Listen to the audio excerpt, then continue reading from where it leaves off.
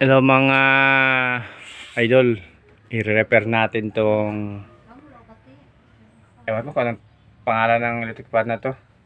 Yan, basta yan ang nakalagay.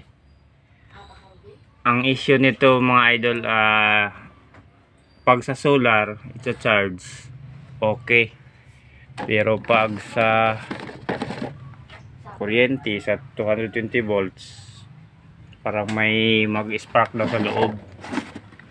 Ano to kasi rechargeable electric fan ito. Ayan, may 6 volts out at saka 5 volts out, pwede mag-charge sa cellphone, at saka 9 volts in. Yan mga idol, bubuksan natin to mga idol. Dito sa ilalim yung battery niya idol. Buksan ko muna idol, babalikan ko kayo kasi walang maghawak ng cellphone. Yan guys, may sunog. Yan, sunog siya guys. Hanapan natin ang paraan yan guys.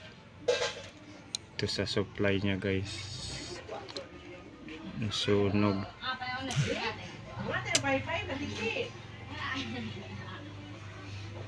Yan. So idol, napalitan na natin. Ito yung sira niya pala idol. Yan, at saka yung maliit na resistor 100, hindi na makita. Ito ilagay ko sa taas. Yan ito yung itim na yan, yung maliit na yan.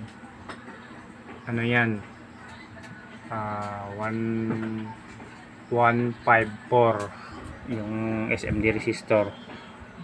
Yan, try natin.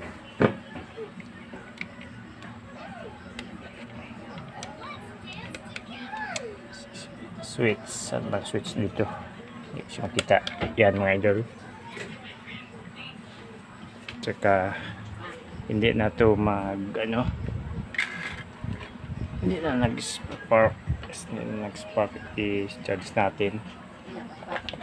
Yan, yan mga idol, patay natin. Nandito kasi yung ano nyo mga idol sa lalim.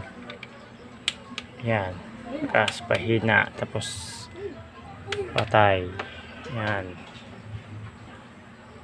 okay na yan idol. Babalik ko na lang sa dati yung takip nya. So idol, nabalik na natin yung takip nya. Tapos yan, naka-charge na yan. Yan, ngayon i-on natin para makita. Yan, ilaw na yung green din. Yan, 2, yan, 1. Okay na yan mga idol.